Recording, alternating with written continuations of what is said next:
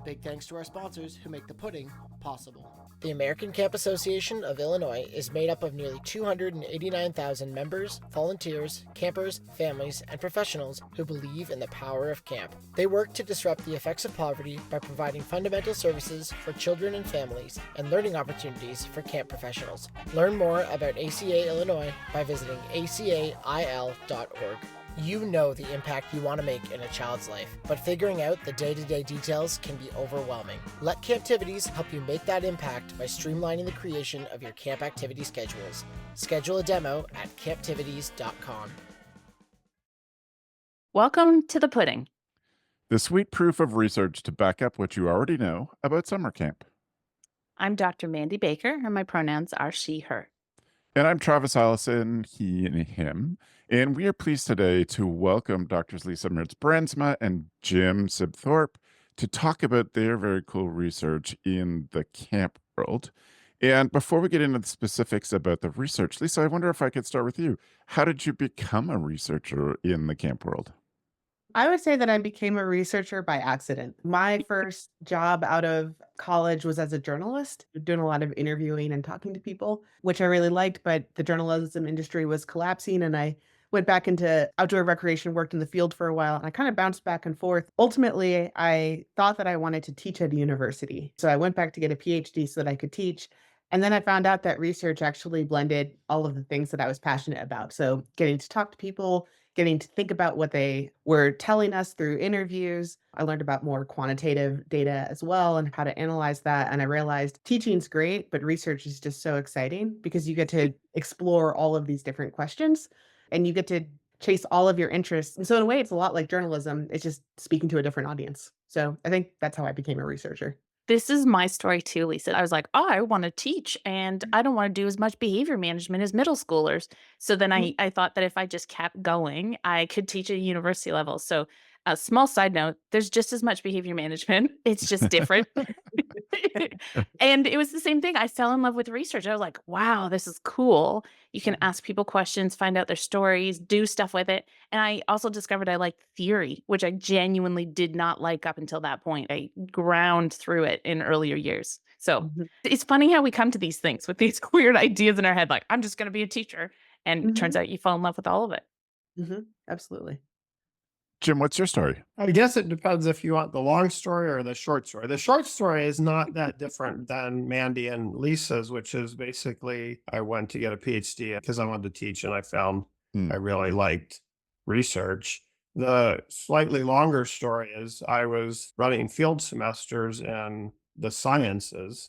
And so I was doing marine biology, marine geology, and nautical archaeology semesters and summer field schools. And because I came out and I was an engineer at that time.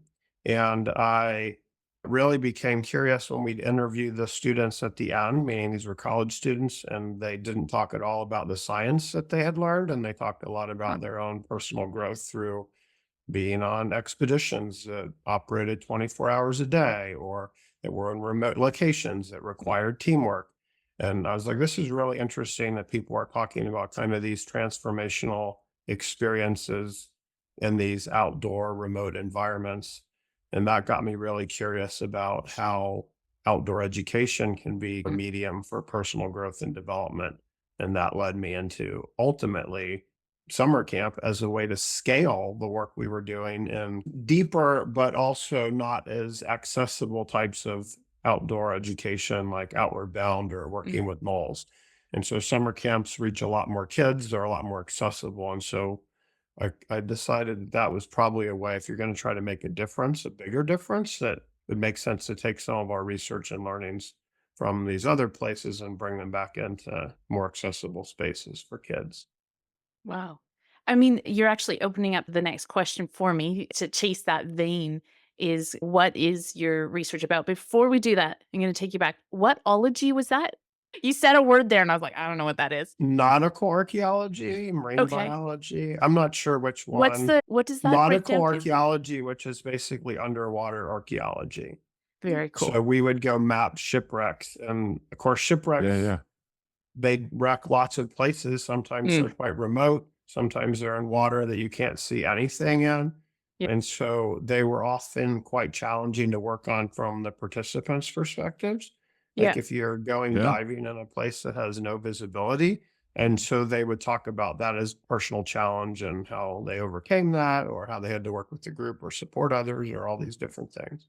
That's fascinating. That's so fascinating. I admit I like to dive, and so I'm very curious about anything that has to do with diving.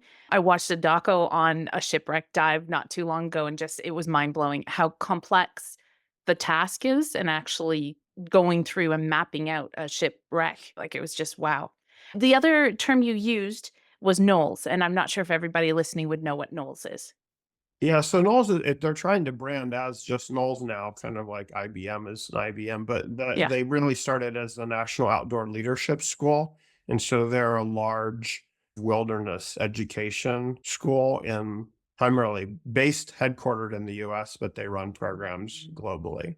And I guess my only point with that is I think they run really great programs, but they're Mm. not accessible to very large swaths of the population.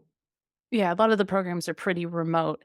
I suppose the other thing about Knowles, my bumping into them in Australia, is they also help set some of the standards of how qualifications are understood across countries. So that's how I first found out about Knowles. I didn't even know it existed, got into Australia, and people are like, what does this bit of paper mean? And we were able to go back, and it gave some global currency to what happens in the outdoors. Well, I'll bring you back to it. Tell us about what kind of research you've been doing and what would you call your kind of camp research? What are the kinds of things you've been doing? I mean, I can start and then Lisa can jump on. The main thing I say most of my research is about how to maximize the developmental potential of outdoor education for youth. And so we focused a lot on really how we can make these experiences and how camp providers can make these experiences most developmental. And so that looks like lots of things, but what do relationships look like? What does design look like? How is the program implemented? Which parts of those programs are what we would call active ingredients. So the parts Yeah. that really do enact change versus just parts of what every camp is. And then that has led us, of course, into many different things because different youth and different situations and different camps need different kind of active ingredients, or they need different pieces of the camp that make that experience appropriate and developmental for them. That's what's got us into some of the access and culturally Mm, responsive pieces. But it's also just got us into understanding that if the kid needs more social development, that camp might look different than someone mm, who's working on self-regulatory skills. And those, of course, vary by age, they vary by population that camp serves. Some kids need maybe more exposure to nature, some kids need less of that.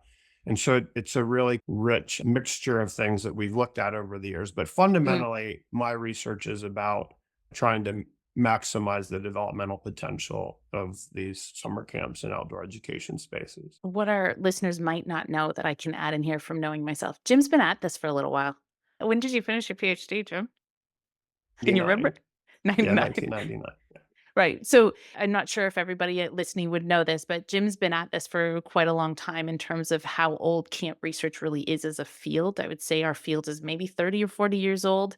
And he's had the fortune of studying with some of the people I regard as kind of the early thought leadership and early writers in the research on camp. So I'd like to say, Jim, you are a revered member of the academy in our field, one of the leaders for sure. So thank you. How about you, Lisa? What's your research about? Sure. I think that the research that I'm most focused on right now is about increasing access. And so I think with what Jim just said, when I came in as a student, a PhD student, we were looking at a lot of those different pieces, the developmental parts. I did some initial work looking at identity formation and transformative learning. But the question that has always driven and motivated me is how do we get more kids to be able to access these types of spaces? Part of that is because I believe that a lot of times camp and similar types of recreation spaces can be really critical because it can be a home, it can be a safe place, it can be a place for kids to figure themselves out. Therefore, how do we get as many people as possible into those spaces? And with kind of what's gone on culturally, a lot of that is looking at equity, diversity, and inclusion. Because if you look at who has historically been able to access camp in the United States, we're talking about youth who are white, youth who are affluent, youth who have an intersection of those identities. And so what I'm interested in is what are the pathways to camp? What is the experience within camp? And then also, how do we help camp and other types of recreation providers articulate their value so that people will invest in them? Because I think that there's multiple prongs that need to be hit on in order to increase access. It's not just any one of those levers. Well, I'm very enthusiastic about a paper that you and Jim and there was another author. What's the other author's name? I think it was Ty was on There we this. go. You wrote an incredible paper that came out only recently, about a year and a half ago now. I just think it was an incredible piece of writing in terms of mapping out how DEI is being done by some of the best practices in the country. And then, of course, I agitated and poked and prodded until Lisa would write something along those lines for the camping magazine. So if you're in the United States and you have access to the ACA's camping magazine, you'll see that there is a more accessible version of that article, although that article is open access and you can get your hands on it from the Journal of Youth Development. What a lovely piece. It does such a good job of mapping a very big picture as well as detailing out practical strategies. We don't always see that in academic writing, listeners. Sometimes we get caught up in our results and our theories and our concepts, but this is a really lovely piece that's very accessible. So thank you. I'm excited to see more of Kind that of work. heavy. I'd like to not skip past that if we can. Yeah. What is the stuff that you learned specifically from this paper? But what is the stuff that you learned and how camps can apply it? Because the work we do work with a lot of small consultants and practice trainers and things. And those who have a very specific DEI focus to their practice are finding that they're not getting hired now.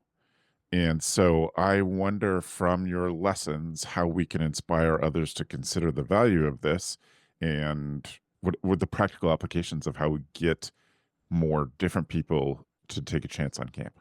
I'm unclear on if this is about the research or if this is about the practical implications of getting more people into camp. Could you reframe that? Totally, absolutely. Yeah, it's definitely about the research. I want to know what you learned and how it applies to this Mhm. case, because I think that camp very wisely had a few years of attention on this. Mhm. And the four of us here are motivated for that attention to stay high, but I Yeah. don't think it is. So Yeah. I wonder if for the stuff that you researched, the stuff that you learned, Yeah. how can people apply that to getting more different families to consider summer camp as an option for their kids? So this particular paper, what we did is we asked camps about different strategies that they use to be more inclusive. And so Yeah. they're kind of bucketed into 5 categories. And part of it was just about figuring out like what is actually going on in camp. And part of that is because if we're trying to be more inclusive, right, there's lots of conversations, but do we have any research evidence to back that up?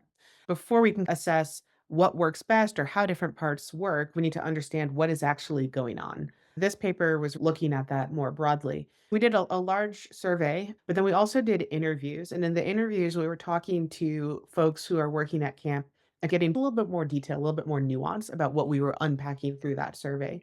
And I think one of the pieces that became really clear, there's a graphic towards the end of the paper that's talking about people's values. And so when you're thinking about becoming a more inclusive camp space, you as a camp may have different values from what your campers want and from where the community you actually hire your staff live. And so you have to wrestle with all of those different pieces. And I think that anyone who's doing this work knows that there's no roadmap, but I think this paper made it really clear that there is not a roadmap, right? You have to look at all of those different spaces and figure out what makes the most sense. And there are some strategies that are easier or earlier in a camp's progression in terms of becoming more inclusive. And so we can think about like, how are you dealing with food choices, right? Are you able to be inclusive in terms of making sure that there's vegan options and gluten-free options, right? Like all of that kind of stuff, food options that are allowed people to accommodate their religious practices, right? And that's probably more palatable to a community that maybe is somewhat resistant to diversity, equity, and inclusion.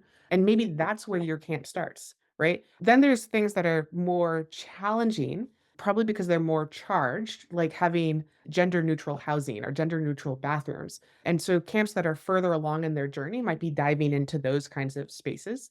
But a camp ultimately wants to exist, right? And if they're going to alienate the populations that they're working with in an effort to be inclusive, then the camp is not going to thrive. And so there's definitely a balancing act. And I'm sure some people would wish that it would all go faster, but I think the takeaway from this is you have to understand the culture, the context, and then find within this there's a list of strategies, I think there's about 23 of them, and look, well, where can you begin? And you can also see what other camps are doing and which ones are more common. And that can help a camp start to consider where they should move with those efforts. I think there's always a great deal of passion and enthusiasm that seems to be the spark at the beginning of the efforts of DEI, but unfortunately, that passion at times can be very impatient. And so, what your paper maps out is it's actually a process, and Mhm. for it to be successful long term, and this isn't just socially around inclusion, but financially. Mhm. It's a process that you have to step your way through and making good decisions about the right steps at the right time. You don't dump all your money into, say, a structural change before you have a cultural acceptance of that change. And so the paper is brilliant in making those steps clear. And I think some of the steps that you name for groups that and sites and camps and so forth that have done this kind of work, it's almost like they don't see some of those little things because they've already done it and now they take it for granted. What your paper actually helps do is say, oh, you know that thing that seems really obvious to you where you cater to people's eating or dietary requests? Actually, that's really an important step in saying you have a place here because we will take care of your needs here. And this is, those basics of food and shelter are things that are safe and comfortable and reasonable. And a lot of folks, they have done that shift into nutrition and dietary requirements, and it's taken for granted. This paper goes, hanging on a second. At the very beginnings, these small little things are very important steps, and they're not necessarily huge ones. I think the other thing that paper stands out to me is get your policies in order in the sense of it doesn't have to be big, massive documents, but articulate what you're about and articulate what that inclusion looks like for you. Inclusion can mean all sorts of things to lots of different people. So getting clear about that and having your vision, your mandate very clear across your board and your leadership and your staff and your campers and the communities and the parents and the families that are feeding into that camp, being clear about what that is and doing it in steps where you take people with you. You don't ostracize straight up and down right off the beginning. And yes, there'll be camps that make some hard decisions, and yes, they will lose some of their campership. Those are some of the decisions that may have to happen, but it's sensibly and strategically done, and that's what this paper sort of calls for. So it's a good one. You can see why I get excited. I love your enthusiasm for it. It's really exciting as a researcher to have somebody else be so excited about the work that you've been doing. Well, I mean, it comes so naturally because I clearly share your passion. Out of curiosity, what motivated this particular piece of work? Like, what were you guys just sitting around having lunch one day and just went, "Damn, this thing's missing." So I'm going to let Jim take that part Okay. because this actually came from some work that was done before I ended up at the University of Utah. Jim can probably speak a little bit better to the origins of this particular project. Yeah, I mean, it really came out of so when we were doing the youth impact study, which was intentionally sampled to kind of mirror and serve accredited camps. So the populations that we pulled in for that study were largely accredited camps. That's the population ACA primarily serves, American Camp Association. And so we knew they were predominantly affluent, they were predominantly white, and they predominantly had some connection to camp, meaning the campers and families we spoke with. And so as we started doing that work, we started to realize we're really missing a narrative around what would be either camps that aren't accredited, but are serving very kind of specific populations, and also how kind of minority voices are elevated in this conversation. Mm, And so with that work, we decided to do, and when I say the research advisory committee for that group, decided that some work around kind of equity and inclusion was important. And so we mm, started trying to figure out how to reach different groups and understand what they're doing around that pathway. And that effort did several different studies. I mean, the stuff Ty was doing with her thesis, where we used a more diverse sample of campers and their parents, the stuff that Bren was doing around with the Girl Scouts and looking at how they're creating inclusive practices. And then this study itself, which was so if you're looking at the campers and the kind of the panel sample stuff that Ty was doing and the, some of the staff in the interviews that Bren was doing, then this was kind of to complement all that, meaning looking at what camps are saying they're doing in a benchmarking sense so that we have some idea of what the industry is doing in real time so that we can see if we're moving forward from it. And that had to do with that, trying to get camps to how ready they are to change some of these things mm. as well. And that comes back to a lot of the stuff Lisa says. So it really did all spin off of the youth impact study We knew going into that study, to be fair, that we were missing that piece, and that was intentional. And again, by we, I mean the research advisory committee, but that committee was always very sensitive that there was important information we were missing, and to try to pull that in before we wrap that study up. Yeah. And I think that's a common thing often in research and in practice is we sort of keep talking about what we can see. We don't talk about what's missing from the picture. And that question of who's not here. So if you're a practitioner out there looking around at your open play moment and looking across the field and saying, who's not here, who's missing from this picture in terms of potentially, and like your paper points us to specifically who is in the community though. So the comparison isn't necessarily who's not here entirely to the whole world everywhere, but this is the question of who's not here compared to the community from which these families are coming from. And sometimes that's not geographically the same region as the campsite. Sometimes it's a couple hours away, but the same question can be raised. So I'm thinking in my head that in Ontario, in Canada, the Muskokas are known for camp country, cottage country, but they're often serving families from Toronto and Toronto region. And when you think about Toronto as a city, it's a very multicultural, very, very diverse population. And yet, when we look around the camp fields, that representation isn't there. So the question kind of is saying who's not here and how do we capture their stories? Because we haven't been talking to them. We haven't been building up those relationships for years. So how do we capture those stories? How do we get their stories? What are they? And are we ready to sit with that, in the, well, we don't want to send our kids to camp. Well, okay, tell me why. It's always a fascinating question. We don't do that often, but when we do it, I love that we do. Like we get some really good stories. The next question sitting with me, and it's directed for you, Jim, is knowing that you've had a few years in this field, what are some of the evolutions you've seen in camp research? How has the research changed, grown, evolved? I guess I would make 3 points to that. And I guess I would say in some ways it hasn't changed a lot because I think we still are underfunded and we tend to piggyback a lot of things on like master's theses. And so we get a lot of kind of studies that are manageable and reasonable to ask a student to do. And so I see those as a professor as research as pedagogy, and I don't mind those, but they make it hard to build a body of knowledge on. Mm, You talked about, I've been around a long time. I came in and was mentored by Carl Anderson and Deb Gillespie and Marge yeah. Scanlon. There's plenty of people been doing this longer than me. The goal is to build this body of knowledge. So I think we're slowly building it, but in some ways it's very slow. I think what has changed recently is, I think it's a function of society. I think it's a function of ACA doing visibility and advocacy and the industry doing a good job. But we're finally becoming seen as part of this learning landscape or educational ecosystem. And Mm, different things have contributed to that. I think COVID contributed. I think testing focus in the US has pushed a lot of extracurriculars out of school. That's just pushed them mm, into the summer. And so I think people have started to say, oh, well, maybe the summer thing is important. That summertime report that the National Academies did, I think elevates the importance of summertime in development. And then ultimately, I think some of these funding mechanisms, like the Lilly Endowment stuff that's happening now, the Margaret A. Cargill philanthropies, I think you're getting folks interested in trying to understand and provide access. And that's also allowing the research to progress. But to come back to your question, I think if you go back to like Dimmock stuff in the 20s, I mean, if mm. that's just pretty good research on one camp, and we still see a lot of stuff that's not that dissimilar from those studies.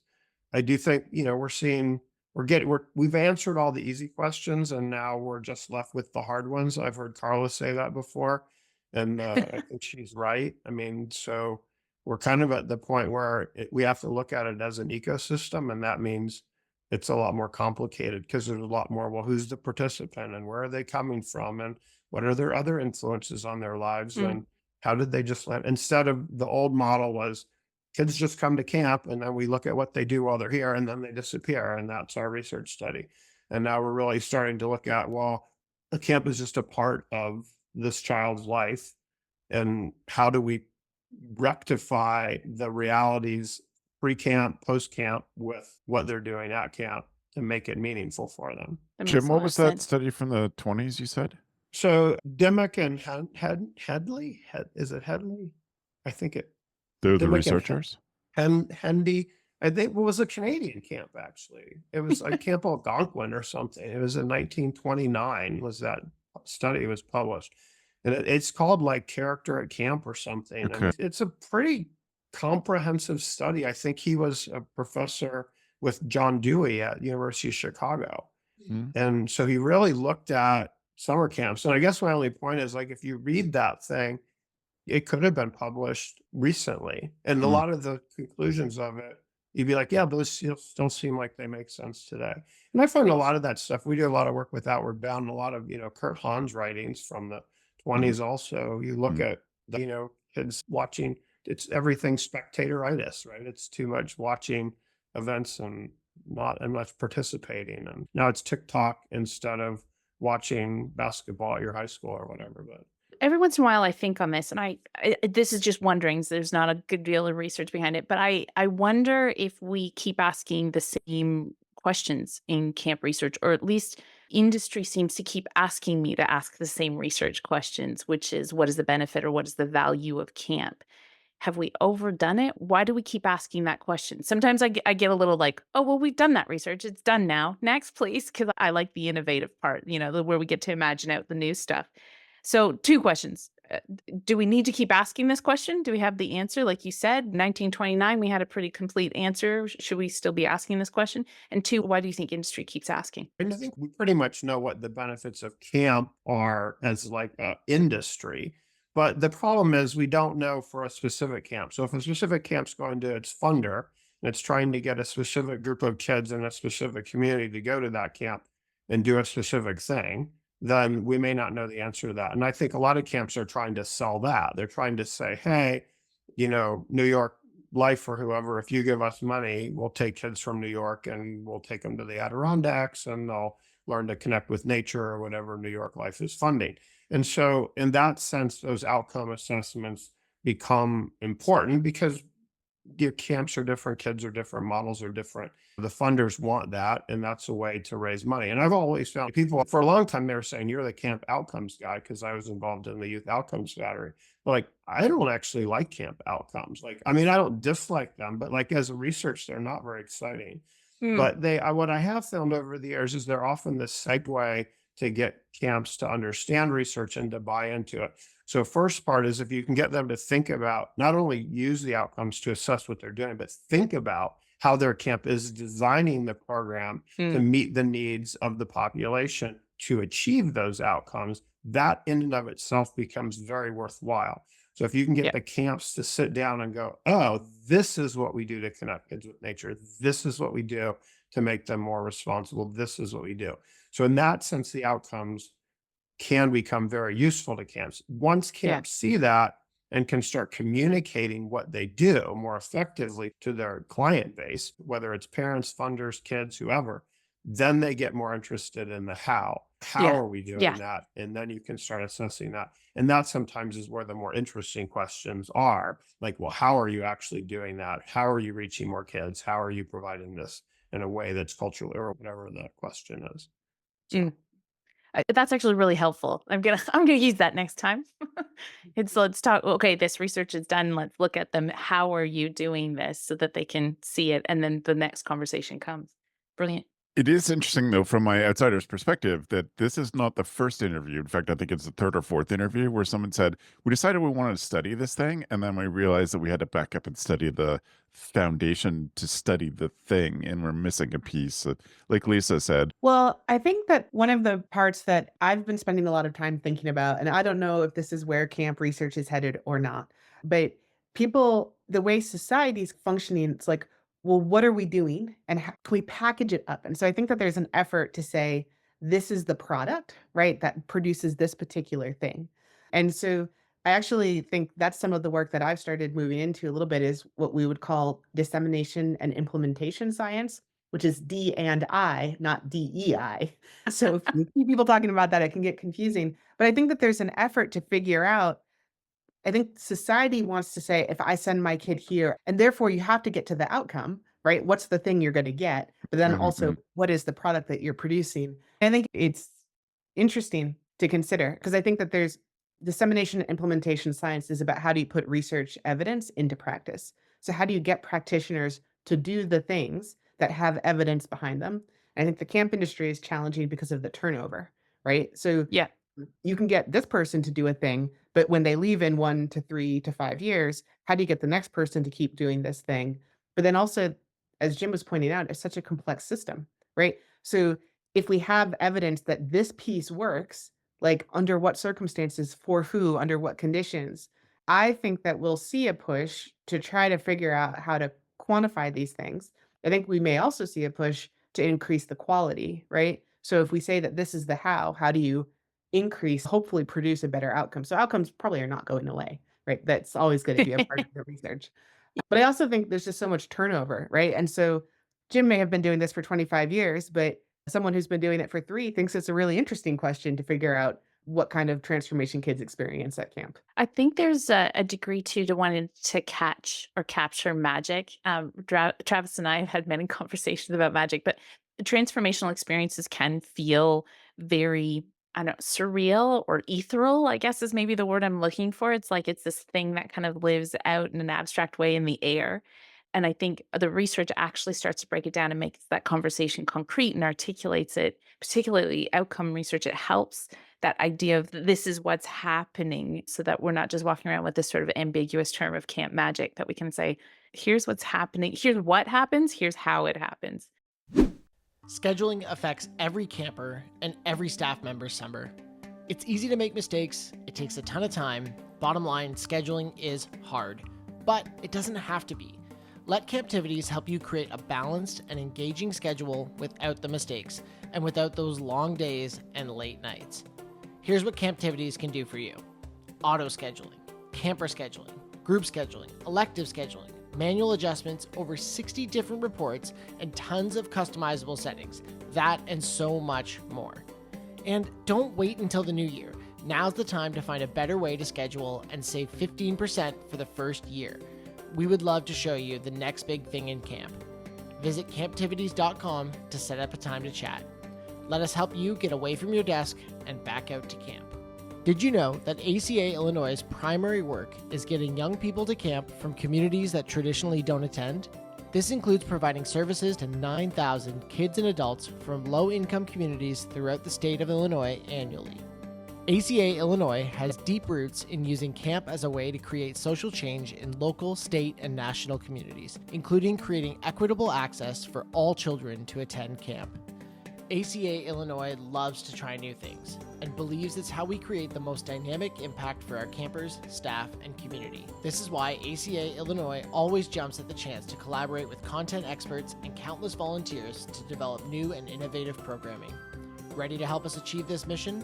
Join us at acail.org. Are you a camp professional looking for community? Are you a camp interested in accreditation but don't know where to start? Are you looking to grow your career? Are you looking for ways to give back? Reach out to us at info@acail.org and let's get you connected. Well, that might lead pretty nicely into the next question. Lisa, where do you think camp research is headed next? I think it's those pieces that I was kind of talking about is how do we improve the quality of an experience? How do we get more research into practice? How do we build bridges between research and practitioners so that you're not just talking in the academic sphere and then hoping it trickles down somewhere? I think that as researchers, we are doing, I hope, we're at least interested, I'm interested in how do you build better relationships with camps? I've got some other projects that I'm working on, and we, as a research team, we're sitting in a room going like, well, we think this is the question. Well, that's great, but we're sitting in a room with 3 researchers thinking this is what needs to happen.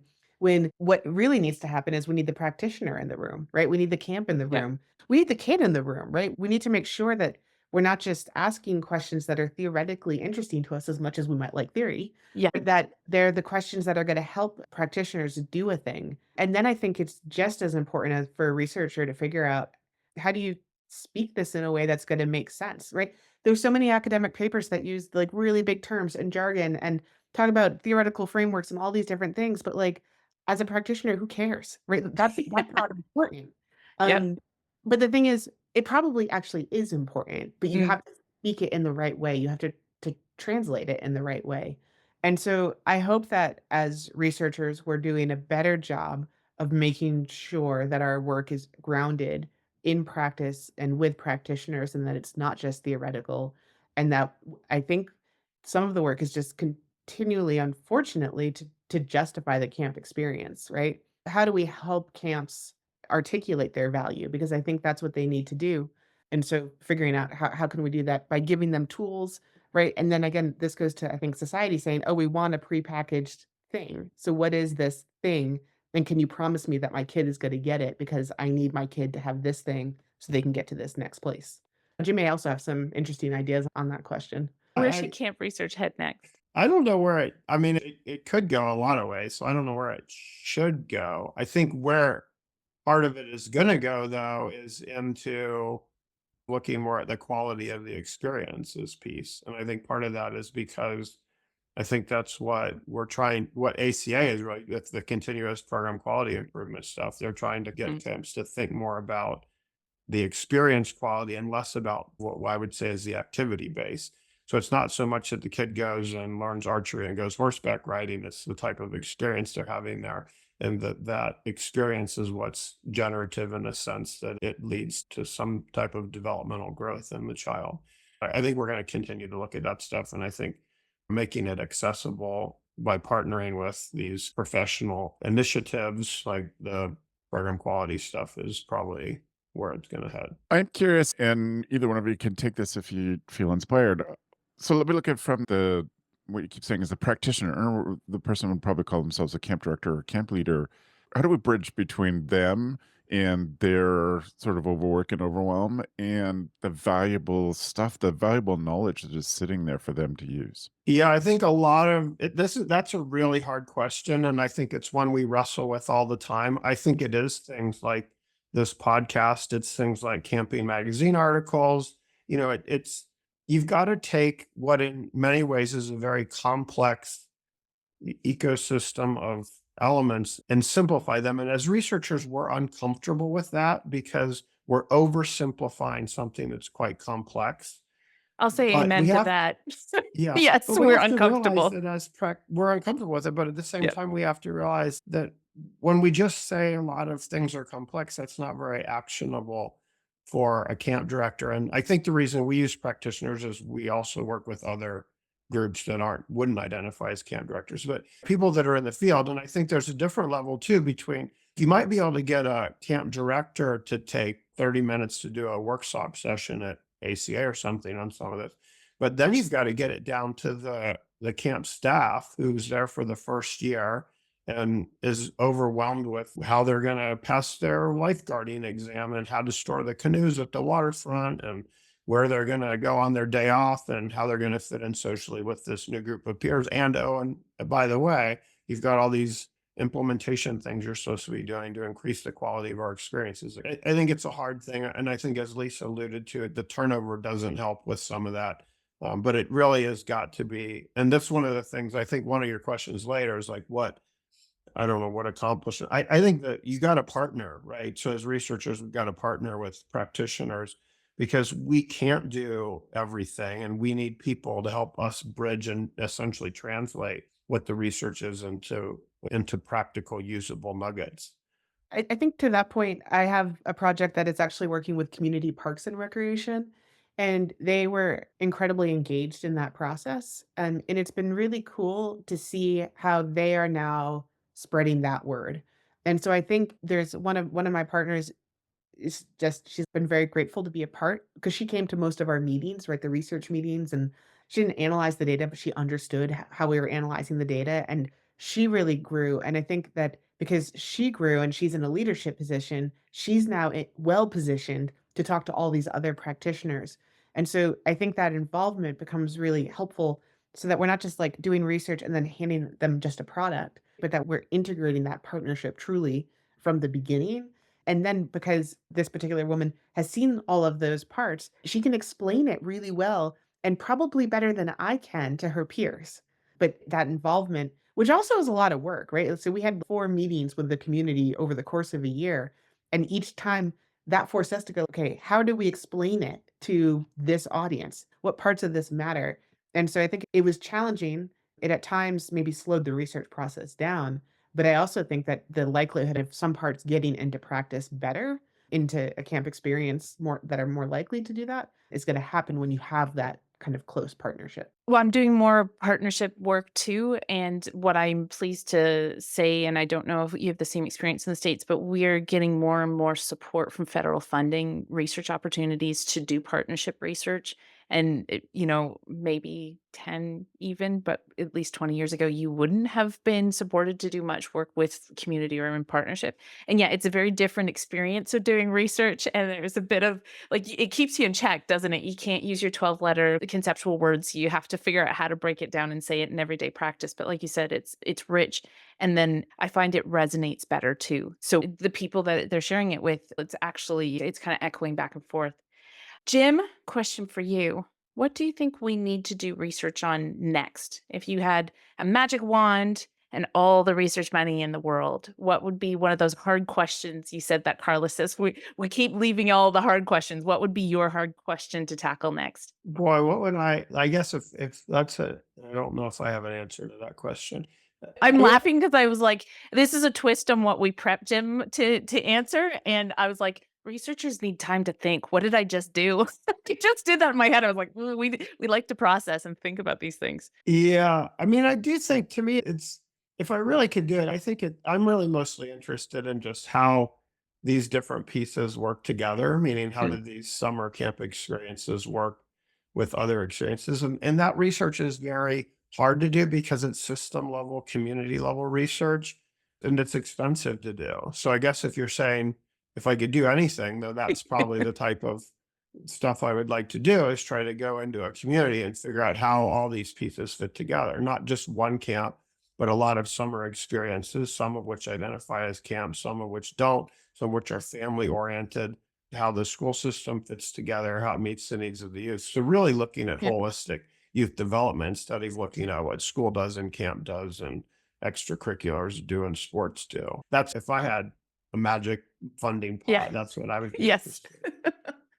Fair enough. Lisa, what about you? What would you do with a magic funding pot? I think that's what we should call it from here on in. I mean, I guess I would say similarly, I'm interested in how all the parts come together, but I think I might have different parts that I'm interested in compared to Jim, right? I think things that are appealing to me or interesting to me is how does our identity shape our experience, right? So when you think about camp, what is this thing that we call camp and how do people interpret it differently through their different perspectives and positions and how do they make sense of it and what does it mean to them? So I think those types of questions are pretty interesting to consider. I also think as a researcher, I tend to resonate a lot with qualitative research, but I think quantitative research is really, really important. And so figuring out how can we line these pieces up. So you get the stories, right? You get the pieces that you can kind of understand, but then can you look at trends across society? Can you see patterns quantitatively? So I think that's also another interesting challenge because unfortunately numbers tend to speak louder than stories to funders and funding agencies and schools wanna see, right, growth, parents wanna see growth, like, this thing got better. So, just trying to figure out how can we do quantitative research that really captures all of the nuance of people's individual experience. Yeah. Tricky one. Lisa, I'll start with you. Do you have some researcher in the field that you think we should talk to next? So, I thought about that. There's someone who I think is always great to talk to, and that's Victoria Povolitis. Have you spoken to Victoria? You were She was laughing. first, yeah, She was first the guest first this season. episode this season. So, Oh, great. yes. Okay. She's awesome. But then I was like so I actually went back and I was like, "Who else what would be interesting?" And I hope I'm not stealing Jim's thunder on this one, but did you talk to the folks who did the National Economic Impact Study? No. Smart. Yeah, that's Ooh, great. so smart. Yeah. University of Michigan. I forget who it was though, but yeah. Eli McLean apparently is Okay. the lead author on that at least. Yeah. And so I think it'd be really interesting to see what they found out and talk to them. So that might be interesting. Thank you. I appreciate that because we are, I think because of Mandi's interests and focus, we tend to focus on the sociological aspects of camp, and I'm interested in branching out as we keep going. So thank you. Appreciate Yeah. that. Well, we have another project looking at Yeah. Oregon outdoor schools. And one of the Yeah. pieces for the state legislature to move things forward was when they did an economic impact study. And they were like, oh, not only is this good for kids, it actually Good for contributes business. economically in all these other ways. That's right. Jim, is there somebody you'd recommend? Well, I mean, I was looking at your thing. I see you spoke with Victoria and Jake and Lori. And so obviously Carla and Deb would be two that would come to mind right away. I think the other one, I just saw her last weekend when I was down in Clemson, that would be really interesting is Corliss. I think she has a very different Corliss outlet. She has a very different kind of perspective on camp and outdoors and how that intersects with race and ethnicity. And she's got that RISE lab down there. I think if you wanted to know more about the mental, emotional, social health stuff, Barry's got a big shop down there at Clemson as well. Yep. So I think there's plenty of people. Mandi knows all these people, though. So. Well, we have Barry booked. He's, I think, next in the ranks. We've got him booked. And yes, I keep saying, we got to talk to Carla and Deb. We got to talk to Carla and Deb just to see what their perspective is from where they started and what they like. How did they see the rest of us coming in and going, thanks for getting things kicked off. This is what we're doing now. So yeah, absolutely. And yes, I do have great respect for Corliss Oatley. I've been doing some work with one of her PhD candidates too around race. And it just every single time I'm like, wow, this is just, it's mind blowing in the best possible way. I feel like I learn something and grow every time too. So that's, yeah, lovely. And she's just a delightful human to talk to. She'd be such a fun podcast, honestly. Really. She's a bit of a riot. Yeah. She says lovely. I don't know if she'd do this on podcast, but in person, she says lovely, outrageous, truthful things. And like, I can't stop but grin. And I'm like, she's 100% right. But I wouldn't have said that normally if I was in the grocery store, if that makes sense. She's that type of character. You're like, oh, that's outrageous and true. Oh, yeah. Good point. I think she would probably say it on a podcast. Yeah, right. Yeah, true. Well, so grateful that you've taken the time and spent it with us today. I have so much respect for the work that you have done, that you are doing, and I'm sure are going to be doing in the future. So thank you for making the time and sharing your wisdom with us here. Well, thank you both very much. One of the things, and I started alluding to it earlier, we need help, right, from folks that make our research more accessible. And one of the things we always get excited about, as Lisa was saying, is when other people are interested in the work we've done. That's very rewarding. So thank you both for helping us get the word out. And your enthusiasm is super important for us. Because we just sit here in our office in Utah and like we just do research. And I don't know that people who don't live our weird little world, and research is a weird world. It tends to be a fairly lonely one too. You might spend 2 years writing a paper by yourself or with a partner, a couple of, teammates. And then by the time you get through the revision process and you've published it, it's very anticlimactic. Like it's a massive piece of work, but it's just like, oh, it's in the world. And then that's it. Like one little black and white email that's like, oh, it's in the world. And you're like, oh, okay, cool. That was just 3 years of my life. And so I don't know that we always realize the way that the rest of the world picks this stuff up and actually makes sense out of it. So if you're a listener and you're wondering if these people are untouchable, they are not. You can reach them. You can contact them. And they actually kind of like hearing from you. And when I say that, I can't explain how lovely and warm it feels when an email comes in and goes, I've actually read your work. Unlike my students. And no, I'm just kidding.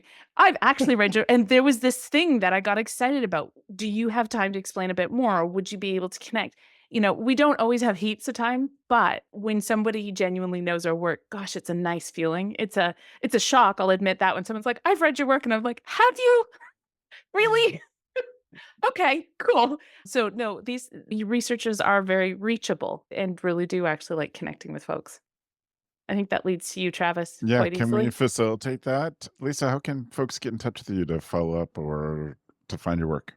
Oh, well, they can Google my name on Google Scholar if they want to read all of my papers. They're very exciting. But probably the best way to reach me would be via email at the University of Utah. That would be lisa.meerts@utah.edu. I'm not very good at social media, so that would not be the way to find me, but I do have LinkedIn and I do have ResearchGate. So those would be other channels that they could track me down.